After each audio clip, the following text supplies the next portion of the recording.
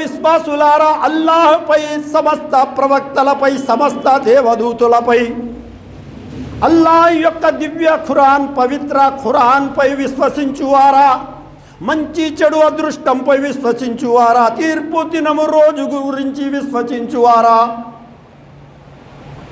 విశ్వసించే మాటలు ఎన్నైతే ఉన్నాయో ఖురాన్లో మరియు హదీసులో ప్రకటించబడుతున్నాయో అన్ని విషయాలపై, అన్ని మాటలపై, అన్ని అంశాలపై విశ్వసించువారా ఓ విశ్వాసులారా, ఖూ అన్ఫుసకుం వ అహ్లీకుం నారా, మిమ్ములను, మీ కుటుంబీకులను, మీ భార్య బిడ్డలను అతి భయంకరమైన నరకాగ్నితో రక్షించుకోండి.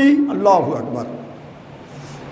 గమనించండి సోదరులారా, ఒక వ్యక్తి ప్రకటిస్తే మేము మా ఇంట్లో సుఖంగా ఉండలేము, వెంటనే బయటికి వచ్చేస్తున్నాము, ఆఫ్టర్ ఆల్ ఈ అగ్ని 1% సెగ వస్తుంది, ఈ అగ్ని యొక్క సెగ 1%.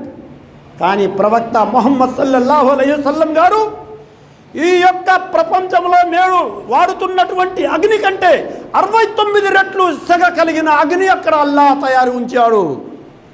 ఇస్లాంను తిరస్కరించే వారి గురించి, నమాజు చెయ్యని వారి గురించి, తల్లిదండ్రులను దూషించే వారి గురించి, వ్యాపారములో ఈ యొక్క టెంపరవరీ జీవితం యొక్క సుఖ సంతోషాల కోసం వ్యాపారంలో అబద్ధము చెప్పేవారి గురించి, మోసాలు చేసేవారి గురించి, చిన్న చిన్న మాటల్లో ఇల్లు కొనాలంటే లోన్, బండి కొనాలంటే లోన్, అల్లాహు అక్బర్, వ్యాపారం చేయాలంటే లోన్, పిల్లవాడికి చదివించాలంటే లోన్.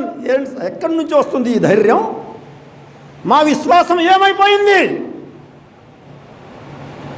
అనుమానం ఉందా అల్లాహ్ ఉన్నాడో లేదో అని? అనుమానం ఉందా ఈ ఖురాన్ అల్లాహదో కాదో అని? వచ్చిందో లేదో, అసలు అవతరింపబడిందో లేదో అని అనుమానం ఉందా? లేకు తీర్పు దినం రోజు అల్లాహ్ మా దగ్గర లెక్క తీసుకుంటారో లేదో ఎవరు చూశారులే అని అనుకుంటున్నారా?